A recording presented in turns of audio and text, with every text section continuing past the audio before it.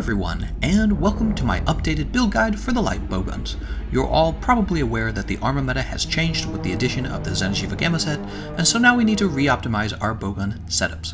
The list I have for you today picks out the best Light Bowguns for each individual ammo type, and I'll be giving insightful commentary to each of the builds as we go. Let's get started. Beginning with normal ammo, the Turret Blitz support is your strongest option, and it uses normal ammo level 2. If you don't have this bowgun, try substituting for it with the Turret Blitz Shot or the Karma Light Bowgun. There's actually a lot of normal ammo 2 light bowguns. What you're really looking for is that it has rapid fire. The new build is now able to carry Spare Shot, which is going to increase the damage output from the older build, but it's really not going to affect it too much, I imagine, because it already holds a massive clip of ammo and reloads quickly. I'm a little bit surprised I don't see this bowgun used more often. Maybe players haven't unlocked it because it's a rarity 8 light bowgun in the giant Kulve RNG pool, or maybe it could just be the case that players aren't aware of how strong it is. For example, did you know this light bowgun was used to solo the Extreme Behemoth? That's right, because the light bowguns have a distinct advantage over the heavy bowguns when it comes to normal ammo, and that's because many of them have that rapid fire bonus on that ammo type. You've got to pay attention to the rapid fire bonus with light bowguns because it's one of the clearest ways you can tell if your bowgun ammo is going to be, well, if it's going to perform stronger than perhaps a heavy bowgun equivalent, especially when it comes to the elemental ammo. We'll talk more about that as we go.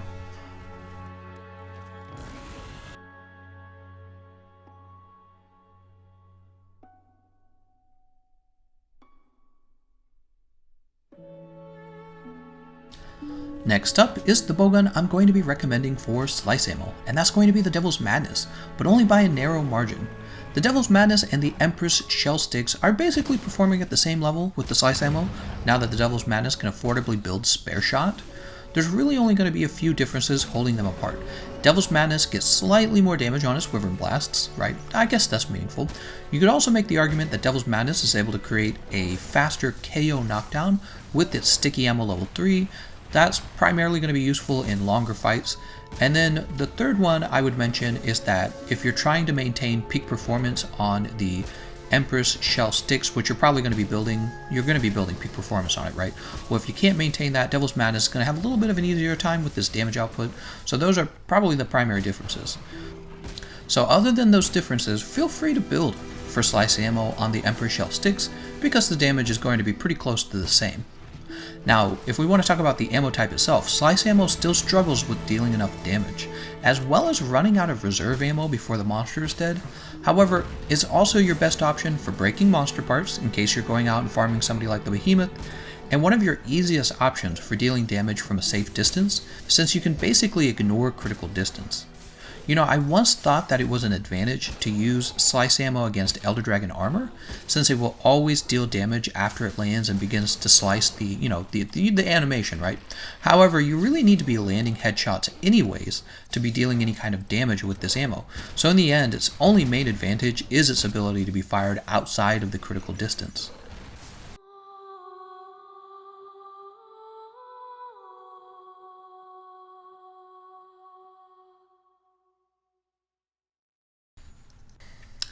Okay, and now that we're done with the slice ammo, I want to show you the updated spread ammo level 3 build that I'm recommending with the same weapon, Devil's Madness. I've had people recommend the Xenojiiva bullet, but for me I've always preferred the damage you get from Devil's Madness, and if you want movement speed similar to Xenojiiva, that is recoil, it's simply a matter of using 2 recoil mods and 1 close range mod, rather than 2 close range mods and 1 recoil mod. See what I'm saying? Well, you can swap between these depending on how you want to play, and that's only more true for the new updated build because now you're getting even better damage out of the Devil's Madness, thanks to the fact that you can now build more positive affinity into your setup. For the Xenojiiva bullet, I suppose you could maybe make an argument that you're able to build, I don't know, like peak performance or something like that. I didn't even test it because I'm assuming the variable between these two guns is going to remain the same, and having a few extra slots isn't going to change my opinion between Devil's Madness and Xenojiiva bullet. So getting your affinity high enough is what allows you to efficiently build crit boost level 3. So affinity is super important for your output, and this new Xenojiiva Gamma set is what allows Devil's Madness to accomplish this. I wanted to kind of quickly make sense of something for you. You'll notice my augmentations for the Devil's Madness is double health regen. That's just because for the longest time I was only using it for sticky ammo. But now with the new Xenojiiva Gamma Armor, you can add an affinity augment for the slice and spread ammo builds if you have the stream stones. I am almost always out of the stream stones for changing those kind of things around, so I'm gonna stick with the double health regen. But yeah, I guess the only thing I would really want to mention is that even with the upgrade to the Devil's Madness spread ammo build, it still feels really outclassed by the Glutton Heavy Bowgun, right? You can talk about the difference between Devil's Madness and Gyro or Bullet, but both of those are kind of irrelevant because Glutton Heavy Bowgun is just going to dominate with the spread ammo so hard.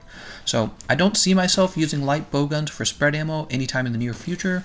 Maybe you guys can change my mind about that, or you can tell me why you like using spread ammo on the light bowguns. I know they get better movement speed and all that, but I've been using the heavy bowguns for so long. I'm pretty good at those rolls at this point. It doesn't really make too big of a difference to me.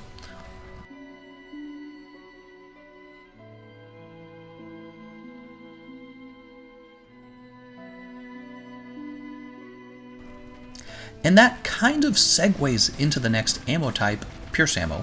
For Pierce Ammo, I found a similar issue where it was never going to come close to being as efficient to the support heavy bowguns Pierce Ammo level 3 setup. So similar to spread ammo, I won't be using this on the light bowguns anytime soon. Maybe you will. I feel like spread and pierce ammo are just ammo types that the heavy bowguns are dominating in the bowgun meta pretty hard right now. With that being said, we're still supposed to be interested in understanding which light bowgun is best for pierce ammo, and I found myself still reaching for the Empress Cannon sticks as I had noticed in the past, and this is mainly due to the fact that you're able to build up peak performance and one level of agitator. Now this is kind of an aside.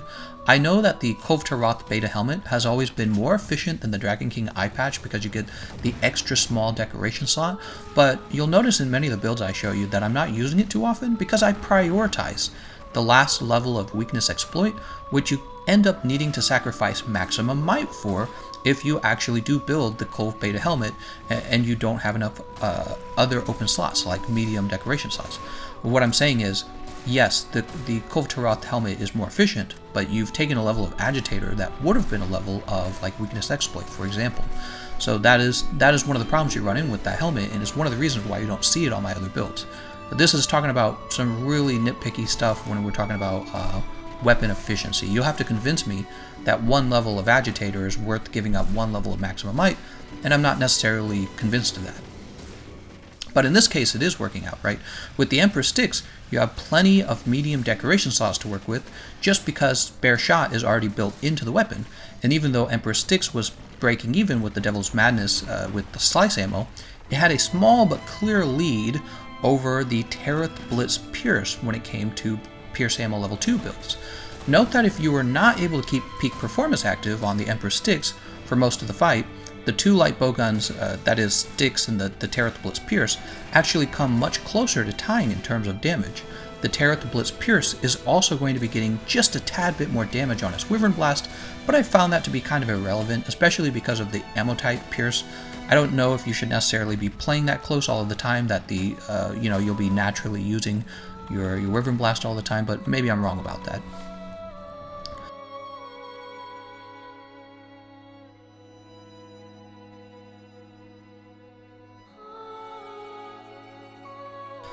Alright, we're at build number 5.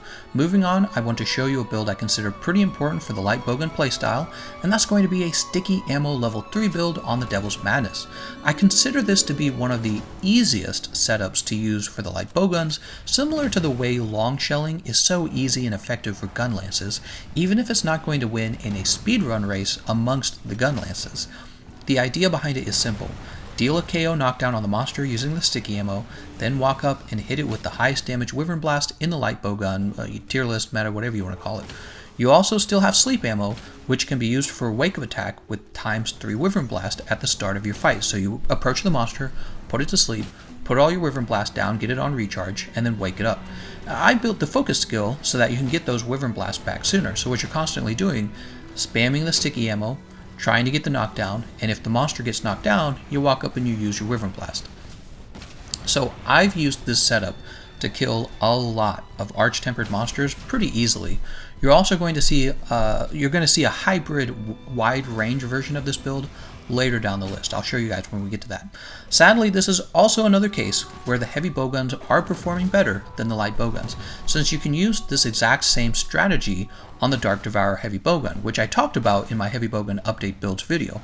But it's still the case that it's very easy on the light bowguns as well, even if it takes a little bit longer. You also don't have the risky slow reload that you do have on the Dark Devourer when you need to reload your sticky ammo level 4. Not level 4, level 3.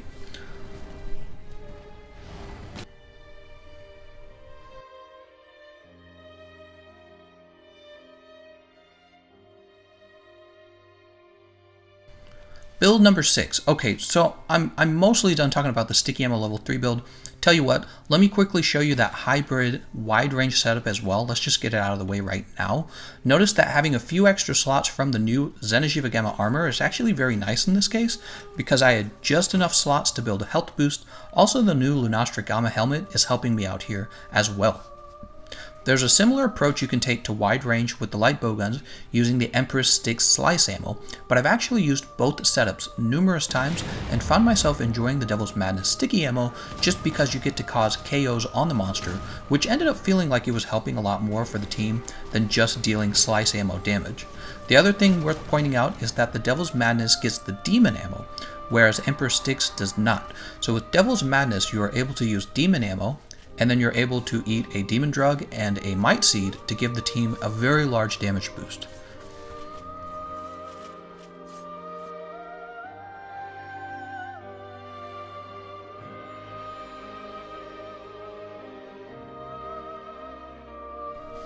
And now that I've shown you the wide range build, it's time to move on to talking about one of the things light bowguns definitely do better than the heavy bowguns, and that's going to be elemental ammo.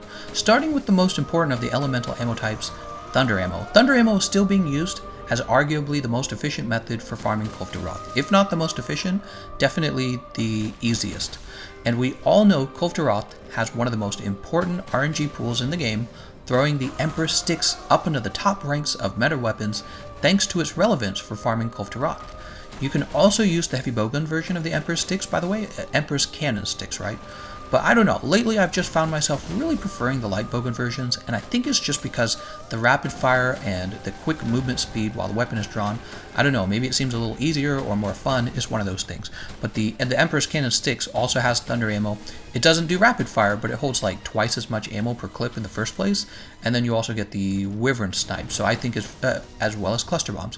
So I feel like it's a very viable strategy.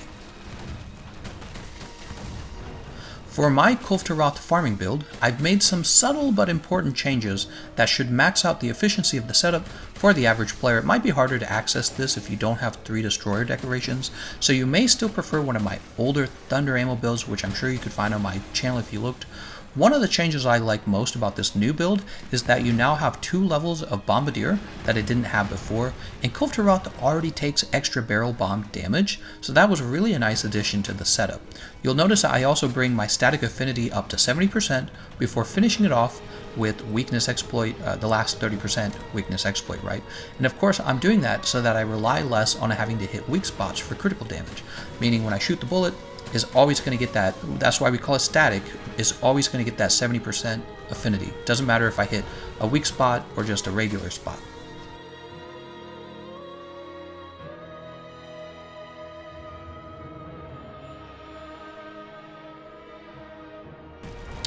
Number 8.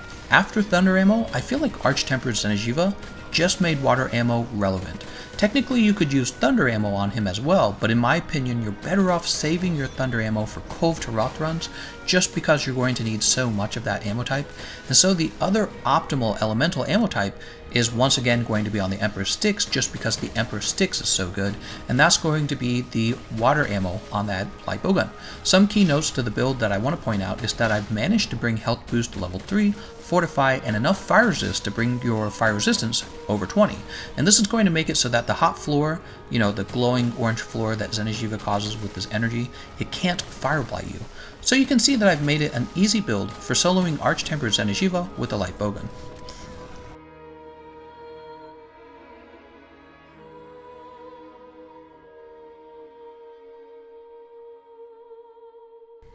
Alright, and now we're really wrapping things up. Next, I'll quickly show you a fire ammo build with the Tereth Blitz Rage. You'll notice that this is the one case where you can efficiently use the waste armor slot for building critical element. That's because the Rathalos waste, it gives you fire damage.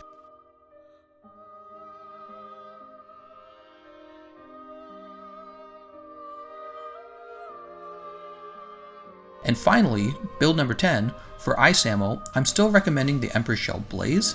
If you don't own the Tereth Blitz Rage for that earlier fire ammo build, you can also use Emperor's Shell Blaze for fire ammo, simply replace the ice attack decorations with fire attack decorations. Currently, I don't use either of these guns. You could use Emperor's Shell Blaze for the last stage of the Kulve Taroth fight. What I generally do, I just use the slice ammo that's already on my weapon. But yeah, it's always up to you what you want to do with it. There's a few, go down the list. You can fight Diablos, Black Diablos. I never fight them anymore, I don't need to. But yeah, that's it. Fire, ice, thunder, and water.